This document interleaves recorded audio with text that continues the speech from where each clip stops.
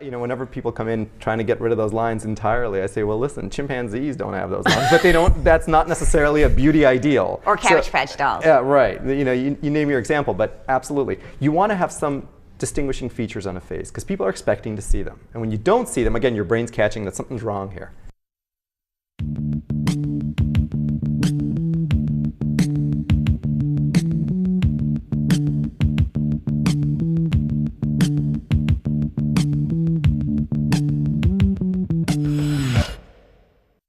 Hi, I'm Allison Hope Weiner, and welcome to Media Mayhem. So everybody, today, back by popular demand, is Dr. Reyter. We've had him here before. He is a leader in the field of dermatology and dermatological surgery. He is a pioneer in facial volume restoration and using fat for transfer and fillers. And today, he's going to be here talking with us about different beauty myths. So this is going to be part educational, part looking at celebrities and figuring out what they've had done, which is semi-educational. So welcome to the show. Thank you very much. Pleasure to be back. I'm so glad you're here because every time you're here, we learn a lot of things that, that sort of are part of your dinner party conversation, or even for people that are considering having certain things done. And I think it's also helpful for younger people as they, age to know like what's okay, what could be permanent, so forth, and what they shouldn't be throwing their money into, especially as they get more and more successful and want to buy products. So today we're going to talk about different products. We cannot advise you, and I can't advise you not to buy them with like a totally clear conscience, because I have bought most of them. But we're going to find out if they actually been working or I've just been buying the packages, which I have suspected for a long time. So let's start off with beauty creams. And you've talked to me about this. And we've said it in the office about certain things not to buy, but I bought them anyway. But let's start off with Creme de la Mer, the La Mer skin cream. It's a famous cream that's used by a lot of Hollywood celebrities. It's named, they actually named it an L, the best moisturizer, or the Hall of Fame moisturizer. And that was in October of 2010. So let me just give its little story that they put on the package, which is over 40 years ago, aerospace physicist Dr. Max Hubert suffered a terrible accident when a routine experiment exploded in his face, resulting in severe chemical burns. This is a good story. I don't know if it happened, but this is what's on the package. Neither science nor medicine could offer sufficient promise of help, so Hubert decided to help himself. 12 years later and some 6,000 experiments later, Creme de la Mer was born. Now, at the heart of this is what they say is the highly potent miracle broth. There's nothing unusual about its ingredients, a blend of sea kelp, vitamins, and minerals.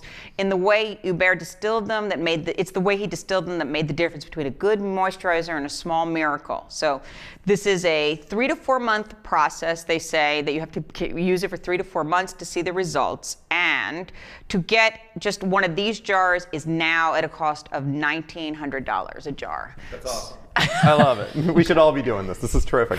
But if you really look at the success of La Mer, it wasn't until Estee Lauder took them over and really made it a big product by advertising and marketing it in the right way, to the right people, that it became a phenomenal success. I mean, if you look at and break down the ingredients like what you're talking about, this is a classic water and oil immersion, where they've blended a bunch of stuff together in petrolatum and other ingredients, so it's petroleum jelly is at the base, blended with a lot of other things that make the skin feel better. Now, whether or not it actually works to make the skin look younger over time is the million-dollar question. I like following the money. So when you look at the history of moisturizers and you think, if they actually worked, there'll be one study in human history that was a real scientific study that showed using moisturizer on half the people, let's say, and not using the moisturizer on another half, and following them for, let's say, a period of time. Like a rigorous study, a real one, and published in a medical journal. You'd think there'd be one in the history of human evolution. There isn't one that I found. So far, I have yet to find a moisturizer study that says that moisturizers alone will make any improvement in skin. Well, which leads us to another question. Well, what's the active ingredient then in some of these really high-priced creams? And we don't know. So we know it's sea kelp in La Mer, and it's other sea ingredients, which they're not disclosing 100%, which they don't have to. But I also like thinking, well, let's follow the money. If this was really an incredible product, an incredible ingredient, someone would patent the ingredient, someone would then make a rigorous study showing the ingredient was incredibly successful and become a billionaire. not just maybe a millionaire. So I think that the incentive is definitely there to prove it. And since they have never proved it, to me, it makes me think, well, is it really working? Perhaps it is, but we just don't know. If you look at, again, what has been proven to work, tretinoin, was the first ingredient that was rigorously proven to make fine lines and wrinkles better over time. And today, what does that mean when they say making it fine? They don't disappear. I mean, even when do, they show you, but so what does that mean, making it better? Because when they show you the picture, if you look, you don't know if it's in your head, the before and after picture, or if something actually has changed. Actually, that's an important point, because if you look at the marketing materials on a lot of these creams, like La Mer, I shouldn't say like La Mer, because I'm not 100% positive they're actually using this claim, but a lot of them say improves the appearance of fine lines. So what does improve the appearance mean? Well, anything can improve the appearance. Mud will improve the appearance, or spackle, or anything good lighting. Or good lighting. Anything can improve the appearance, Right. but doesn't make the actual fine line better. Right. So fine lines are improved when you look at skin that's nothing's on it, the same lighting, the same person looking at it over time, and you see, is the wrinkle itself improving? So what they did with tretinoin studies, or retin-A studies, the original ones a couple decades ago, is they looked at crow's feet in particular in this area, and they looked at the fine lines over time in reproducible lighting in the same situation. They saw that they actually improved. And then they did further studies where they showed that people had more collagen under their skin when they used tretinoin. So that same study has been repeated so many times that it's become accepted now that it actually works to improve fine lines and wrinkles. So if you ask almost any dermatologist, especially a dermatologist woman who's, women as opposed to men in my field and just in general in society are a little bit more interested in wrinkle prevention and reduction. So almost every dermatologist woman that I know of is using tretinoin in some degree in her skincare regimen. So because they want to use stuff that's clinically proven, scientifically proven in a rigorous format. So that's what I believe in. I like results, and I like results that have been proven and the molecule itself has been studied in a successful way, in a very scientific way. So again, coming back to these products, they claim to improve the appearance of fine lines and wrinkles, and maybe they do, but do they make wrinkles better long term? I can't answer that. My own personal inclination is to think that they probably don't. So when you say, okay, here's the other thing. When I'm looking at these products and when they advertise them on television or in magazines, they say 20% of the women saw better results, or sometimes they don't even say it's the woman that saw, but in 20% of the people who tried this product, there were, right. It is I mean, what exactly. Is that? Is that anything that anybody should rely on? I mean, because it's, again, couched in like semi-scientific terms. Exactly. But if you actually break down the language, I mean, does anybody regulate those statistics? Does anybody follow up on those statistics? Is that anything that we should be relying on when we hear those statistics? Yes, of course. I mean, they fall under FDA guidelines, for over-the-counter products, so they can't just make wild claims. But they can make claims that are narrow in scope, that say stuff like improves the appearance of. And so a lot of things can improve the appearance of, just like you're saying, if they change the way that light reflects off your skin, may that change the appearance of your fine lines and wrinkles? Perhaps. But does it ultimately improve wrinkles long term when you're not using the product? When the product's not on your face, how do your wrinkles look after, let's say, a year of using the product? That is the real question. And for the majority of products out there, other than tretinoin, let's say over-the-counter products, I've yet to see a really nice, rigorous study on any of them. I mean, you'd think that someone would try it. I personally think that they are trying it. They do these studies, but ultimately they fall short, so they don't publish them. Okay, so now let's talk about cellulite. Yeah. All right, and I love cellulite, my favorite subject. But they have creams on the same topic as creams, body creams, that supposedly reduce the appearance, or actually in some, the existence of cellulite. Is there, and these are really over the counter, do any of these kinds of products work, is my first question. And my second question is, what about that lymphatic drainage massage? Would that work? Well, lymphatic drainage massage, interesting, may work. I'll get back to that in a second. But okay. As far as the creams are concerned, not at all. I mean, cellulite's a genetic predisposition. Someone either lays down fat with cellulite or they don't. I've seen really skinny girls and women that have cellulite. They have not an ounce of fat extra on their body. They have an appropriate amount of fat. It's just that their fat is in a rimpled kind of fashion laying down under their skin. Other women who are a little bit, let's say, overweight can sometimes have perfectly smooth skin, no cellulite, and other people have cellulite skin. So it just is a matter of a genetic predisposition, whether you have it or you don't. Something else to blame your mother for. Exactly. Okay. So mother, genetics, or your father perhaps, who knows. But, or your fat dad. Right, okay. Exactly. But as far as the lymphatic massage, that, if you massage the skin, you might induce a little bit of swelling.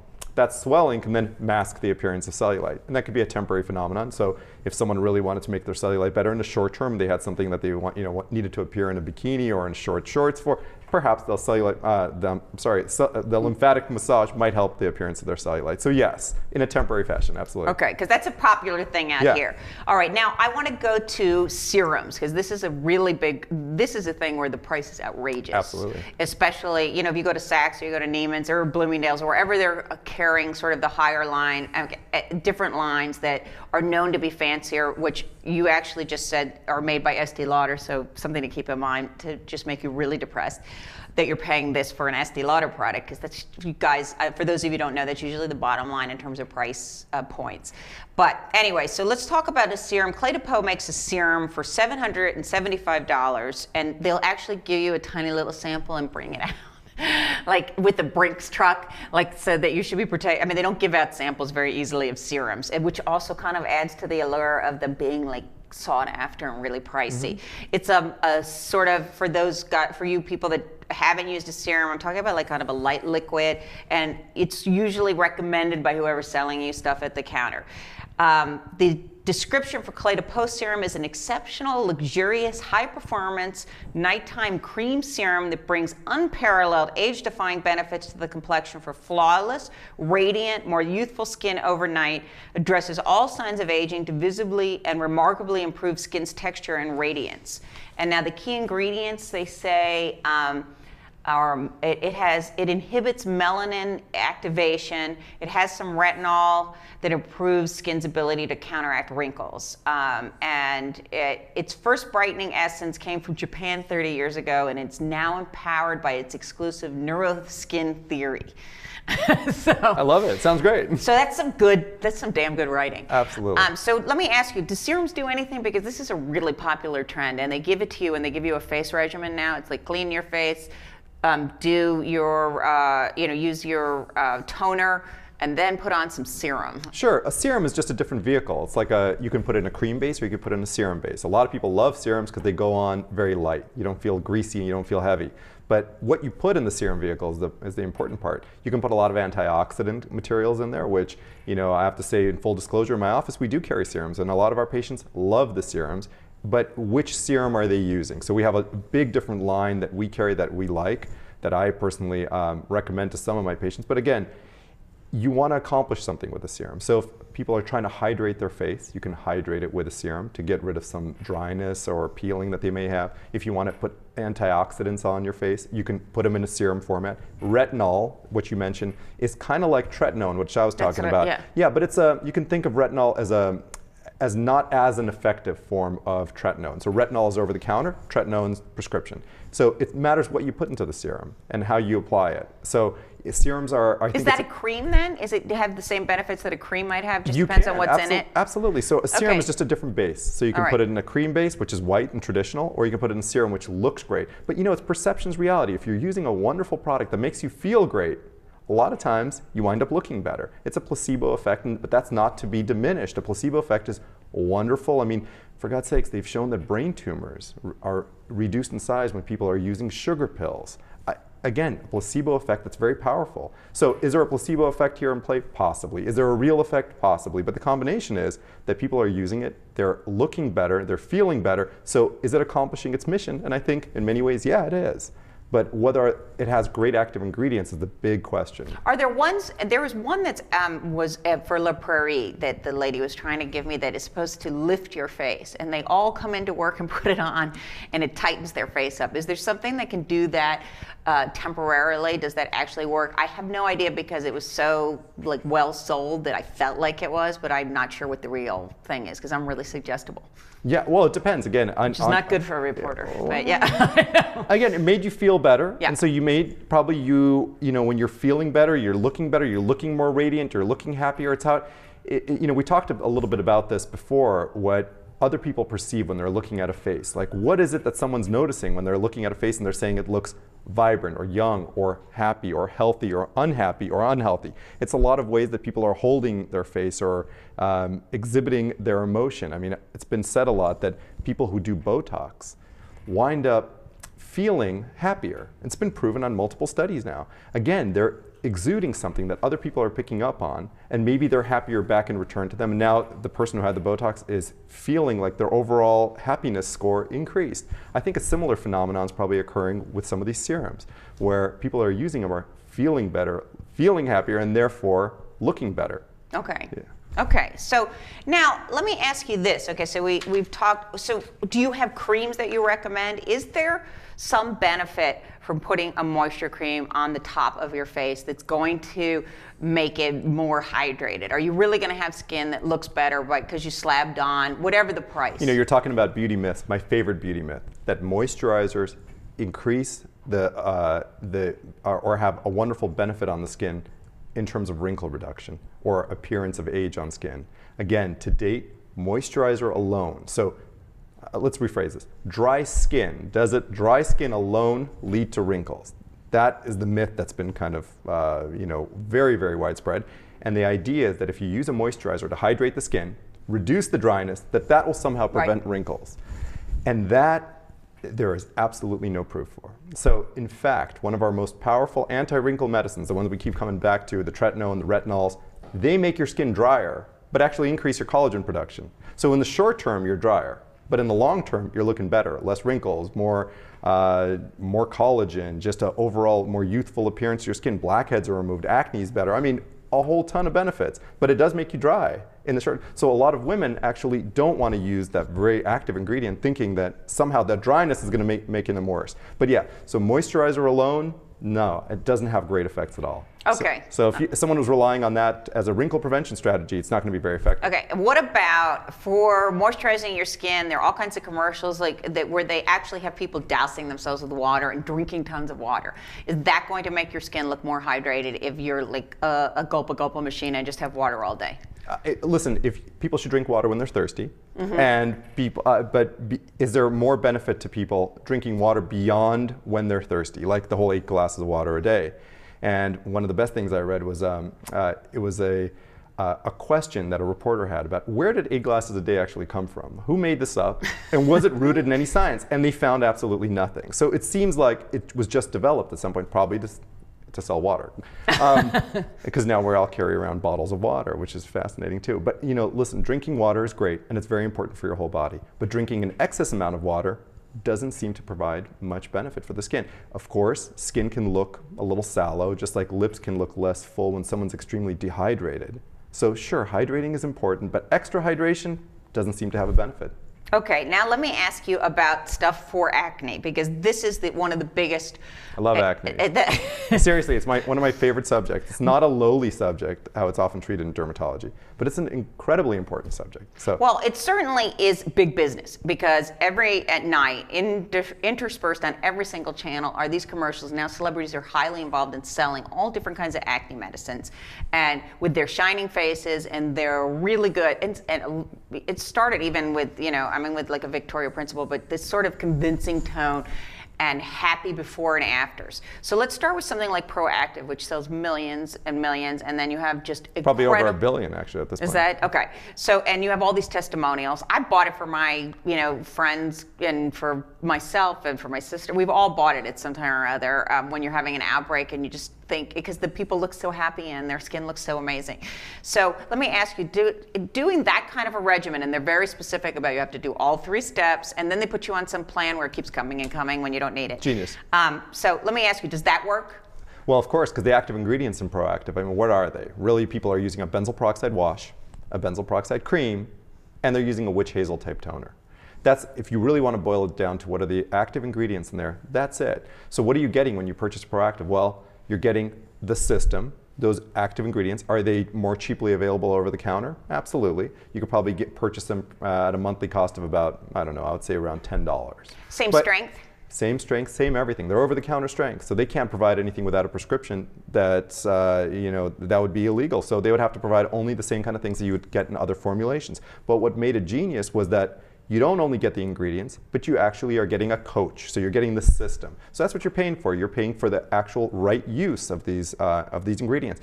Love benzoyl peroxide. It's a wonderfully effective ingredient. It's been around for almost a century. We have a lot of data on it. It seems to be very, very safe. I would feel comfortable using it on my own skin for the rest of my life if I had to. So that alone, absolutely, it's terrific. But can you get it more cheaply? Of course you can.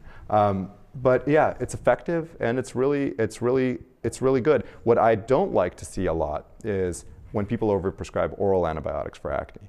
That is, you talk about myths. That's one of these myths that's very persistent in my field, especially, that somehow... Okay, let's talk about what kinds of things that they prescribe. Yeah, I mean, oral antibiotics. I mean, I've seen kids put on oral antibiotics for acne and then not taken off, where I had a very prominent dermatologist send one of his, well, actually the patient came over on his own to me, but he was seeing a very prominent guy who was one of the leaders in the field. This guy put a kid on oral antibiotics. Kid came to me 11 years later. Now he's having blue discoloration on his gums, on the whites of his eyes, and on his skin. So this is minocycline pigmentation that the kid had. He has no acne, by the way. He was probably been clear for about 9 or 10 years, but he's been maintained on that medicine. He's afraid if he goes off. Because the dermatologist kept prescribing and the kid was afraid to go off. Oral antibiotics are short-term therapy. They were always meant to just control the acne temporarily, but guess what happens when you stop the oral antibiotic? Your acne comes right back. So acne isn't bacteria-driven. It seems to be driven by an inflammatory process. Antibiotics work because they're anti-inflammatory. You take the antibiotic away, the inflammatory effect goes away, acne comes right back. So you didn't actually accomplish anything. So that's why they should only be used as a short-term bridge, while the topicals that you're using are building up in kind of efficacy. So whenever I see that, I always try to take people off their oral antibiotics. But it's a myth that persists, especially among dermatologists for some reason. And what about the whole, and this is something that's sort of propagated, although they do have anti-myth things with the proactive materials, but there's still this sense of being super clean, of like washing all the time and do it in the morning and do it at night. But I know that when somebody has it, that there's this sense that they're not keeping their face clean enough, so they're scrubbing and they're drying out and they're putting on extra cream and just like, so what about the myth of, if you were like a neater kid, your face would look better? I wish that were true. You know, it's funny. But you've heard it. I've heard it, and it's a huge myth that somehow washing your face enough will eliminate your acne. And I always tell people, listen, if this was the truth, then we would look at the people that are, most dirty in society, or someone who someone would consider absolutely filthy, and their face should be covered in acne, and it's not. So, just dirt alone will not cause it. Really what causes acne is a genetic predisposition towards having the inflammatory reaction, and a right time in life, and the hormones are kind of flaring, so kids get it in their teenage years. But then your body doesn't know that it should shut off. So some people, their acne stops in teenage years. Other people, it can persist well into their 20s, 30s, 40s, 50s, and beyond. So washing your face alone, no, it won't do it. You can over-dry your face by washing it. And oftentimes what happens is that the people will wash their face so aggressively and with so many scrubs and so many crazy materials. I mean, people are washing it and then using alcohol scrubs, hydrogen peroxide stuff. They're using scrubbing materials, so they're exfoliating and damaging their skin, so their skin's now dry and irritated. Now when we try to put them on a really effective acne medicine, they can't accept it. So their face is so irritated that the acne medicine won't work because of their over-drying from their washing. So washing your acne away can't work. Okay, so I mean, so in terms of these products that are out there for acne, what is it that you would recommend, I mean, and that you think are decent products that people should invest in, and do they need the whole kit, and I mean, do they need all the extra stuff that comes with it, or I mean, what would you tell, and it's not just youngsters, but anybody that's suffering with acne, for what's being sold to them on television, let's say, or even in the drugstores? Well, all the stuff that's sold to them is usually based, again, on one thing. It's usually benzoyl peroxide. Benzoyl peroxide is the active ingredient that's most effective and that has the greatest track record in proven efficacy. In fact, benzoyl peroxide is not only available in the over-the-counter product, it's actually blended into the majority of the prescription products that I then write. So you have to know which strength to use it, and of course you have to also know how to put it into the right combination. What's not available over the counter are Retin-A, tretinoin, Tazorac, all these medicines that are based on vitamin A. We call them retinoids. That's what we were talking again about for wrinkle prevention. That's why when we start kids on it for acne, oftentimes, especially if it's a young adult or a woman who's having acne issues or blackhead issues, when we start them on one of the retinoids, I have them continue it on almost indefinitely, because it will then have not just acne effects, but all have anti-wrinkle, anti-blackhead, anti-brown spot effects, and try to reverse a lot of the sun damage that they've accumulated over their life with the tretinoin as well. So, but coming back to what actually works, so benzoyl peroxide over the counter, absolute basis for acne medicines. We also have a few other things that work. Salicylic acid for acne washes, that one's very popular. And they have one of those things for overnight, like where you put you spot it. A lot of times that's either salicylic acid or sulfur, but really that's it. I mean, there's only about 3 active ingredients that are actually, so I mean, you don't have a lot to choose from. And then of course you get into the prescription products. But even in the prescription products, there aren't a lot of active ingredients that actually work. So you have to stick to the ones that work great. For acne, I find that I can treat that very effectively. The one that's interesting, that's a little harder to treat, is adult acne, or what we call in my field acne rosacea. It's a little different. It looks a lot like regular acne. You have red bumps on your face. Right.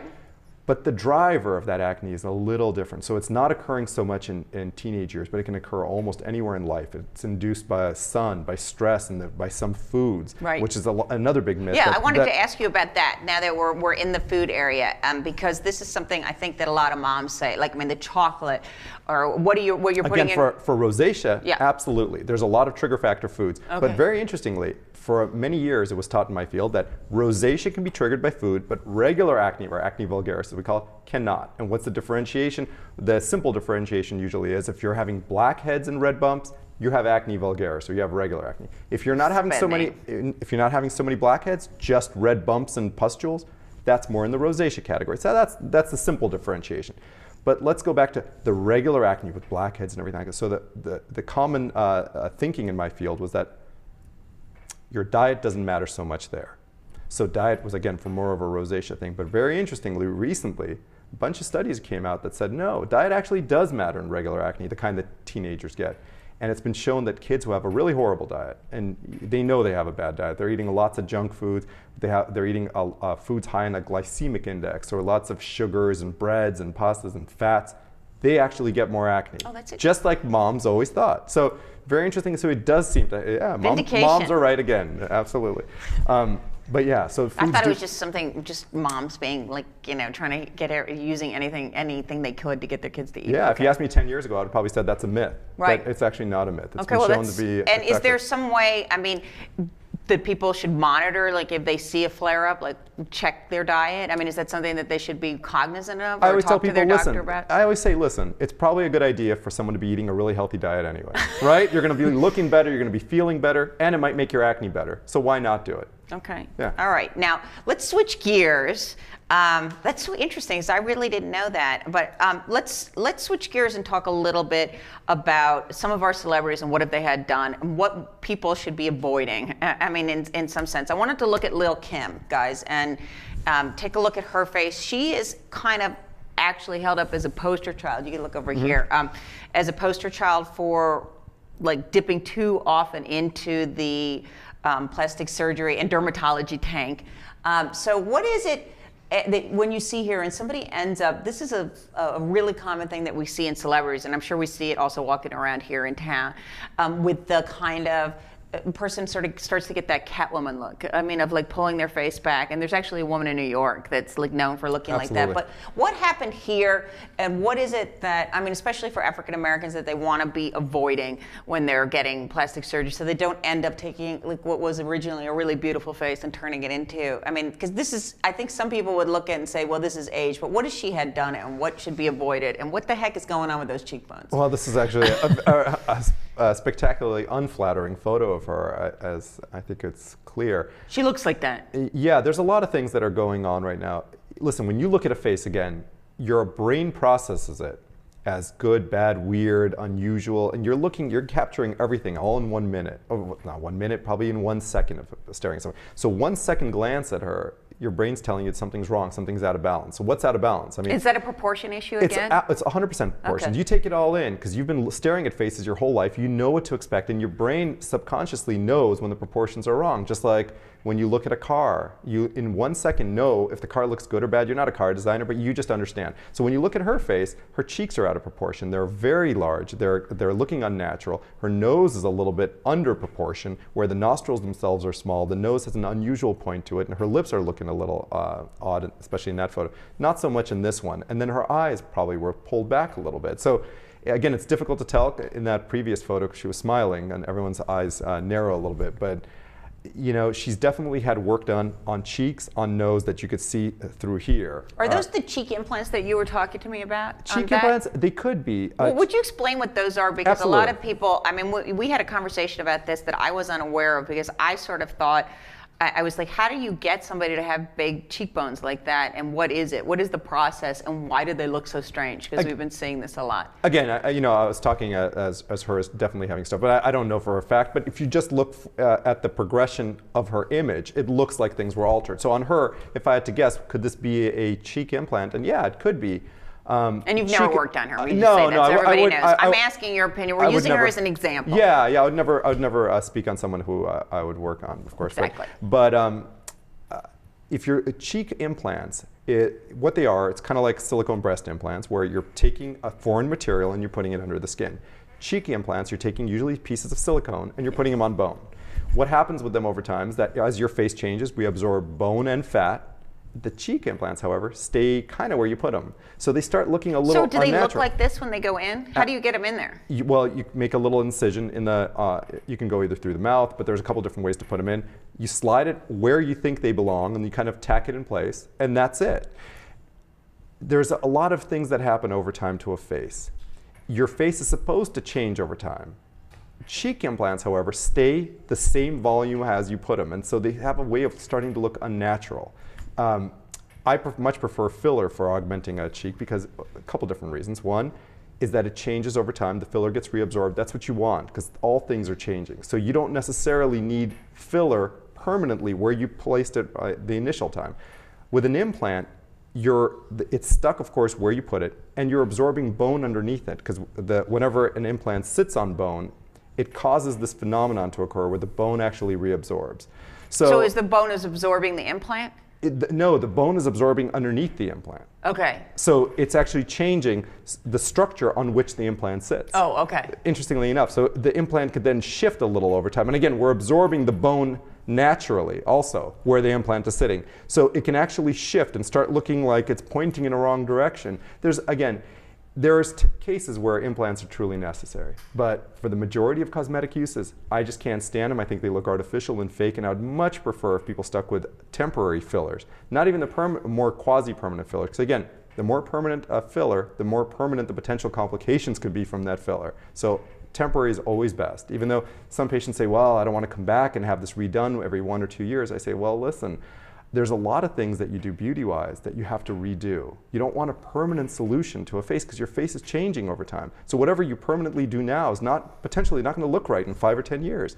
So it's to your benefit to do something that's short-lasting instead of long-lasting. And what about women that if a woman comes in, I mean, to me it looks like you're taking some woman's face who isn't supposed to have those kind of cheekbones, that the face wasn't set up. I mean, most people don't have. That's why the proportions look wrong, yeah. Okay, because most people don't have a Sophia Loren cheekbone. Right. I mean, you know, and now we're seeing them in large amounts, like popping up literally everywhere. And they look artificial. Really? That's why, because okay. their face wasn't set up for it, like you're saying, their proportion wasn't right. So when you see a face that proportionally is not right, having a large cheekbone, then you're catching the fact that something's off here. Just like when you see lips that have been done in the wrong way, like a large upper lip that's bigger than the lower lip. Well, that's out of proportion. The normal balance is the lower is usually about 25% bigger than the upper. So you're catching that something's wrong. You might not even understand that something's wrong. Does somebody teach you guys that? Because obviously a whole bunch of other people don't know, because the top lip is ginormous. I mean, let's look at Taylor Armstrong, guys, from the Beverly Hills Housewives. I mean, I don't know. She is has this giant. I mean, yeah. Oh, that's Vicky. That's the wrong one. But she has one too. But where's Taylor? She's not She is Beverly Hills. These are the Orange County guys. There she is. Thanks. Well, I hate to tell you why I know all that. A lot of people, a lot of my patients especially, bring her up as an example of what they don't want to look. Of what they don't want. And I know, on her own show, she's talked about the fact that people bring it up to her, so she's aware that the upper lip is a little bit large. And she had a permanent thing. She said on the show that she had a permanent Gore-Tex implant placed. And what a permanent Gore-Tex implant is. Is it like Gore-Tex, like the jacket? It is. It's the same. It's the same material. That's like a famous Seinfeld where he's wearing Gore-Tex. Yeah, I mean, yeah, right. I like any Sorry. Seinfelder. I could go on for about Seinfeld. I love Seinfeld. But so it's a tube. You place a tube in the lip, and it has the same volume all around. That's why the lip on her kind of looks like an inflated tire. I mean, it doesn't look natural. Right. That's which all is we're talking about. Which is what she brings up on. She's talked on the about show. this Absolutely, ad nauseum. I mean, and that's why I'm using her as an example here. I mean, not to cast aspersions, but really, I mean, can't you fix this though? Can't she take it out? She can take it out. She can take it out, but obviously she's choosing not to take it out. And I'm not sure. Maybe she, at this point, it's become associated with her, and so she would probably look wrong without it. She might even look unrecognizable without it. But which would be a good thing for her. I don't know. That's just my opinion. But you could take it out and, of course, restructure the lip with different fillers that would give it right volume in the right places. And so that's what, again, another implant not looking totally right because it stays put. Okay, so people should be asking their doctors when they come in and understand that things are going to change and that the odds are against you with something permanent. Absolutely. Okay. I'm never a fan of permanent when temporary is available. Okay, and now let me look at one last face. I wanted to look at Nicki Minaj, who's been doing American Idol, and I just wonder, I don't know if this is like done, what's going on, but there is this kind of a look, I mean, besides, the nose or African Americans changing their nose because of what is sort of the beauty ideal of white faces, that's it.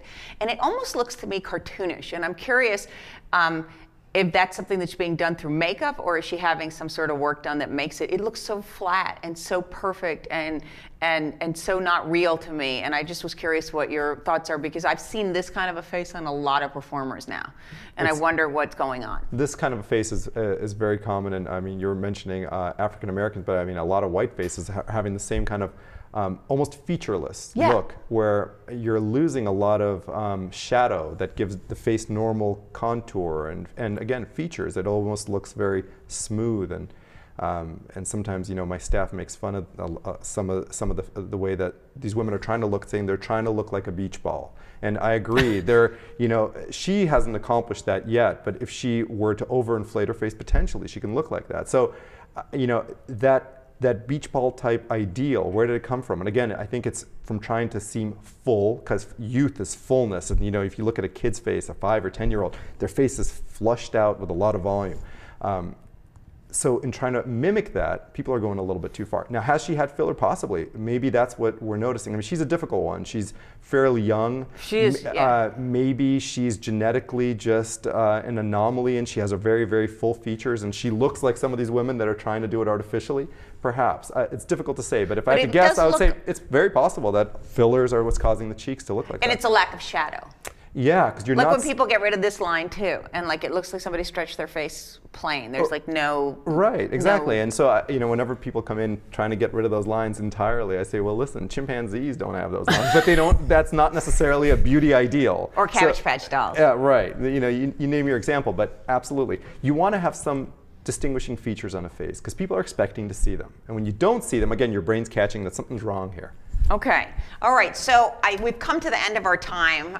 So I'm sorry that I don't have any more time to ask you more things, because I did. Oh, wait, you know what? I have to ask you one last one, which was about items that say they have oxygen in them, or and I wonder, is that something? This is one more beauty myth that I have to just ask this last one about oxygenated products. And there's even, I guess, Bliss has an oxygen facial, and I've been and had a facial where they throw some oxygen on, and it does look like rosier because they're putting like cold oxygen on it just for the moment. But is there any benefit to those oxygenated products? I mean, we like them in our office because it makes people feel better after they've had the oxygen thing. I mean, but it's difficult to say whether or not it has a long-lasting effect. So again, it comes down to... Can it be in a product, though, that you're not using the oxygen machine on? I mean, can it be in a cream product that they put extra oxygen in? Is that possible? I mean, it's very difficult for them to pack more oxygen in there than we already have in the air. Okay, that's what... I mean, we're all getting an oxygen facial just from walking around. But so cheap compared to... Absolutely. Yeah. But there are some benefits to the ones that we can do in an office. And again, they make people's skin have a more radiant glow that might be temporary, but hey, it's effective. I mean, that might be good if you're going on a show or something and you want to look great, but the next day it's gone. As a long-term solution, not necessarily, but as a short-term fix, it works great. Okay. All right. Well, that was the last one because I was always curious about that. Well, thank you guys for joining us. Thank you, Dr. Reyter, for coming. Pleasure. It was really fun. I hope that don't throw out your products because they may just be making you feel good. They may be placebo, but that's still something. Absolutely. And thank you so much for joining us. And please post your comments, ask me questions. I'll pass them on to Dr. Reyter. And thank you for watching, and we'll see you again soon on Media Mayhem.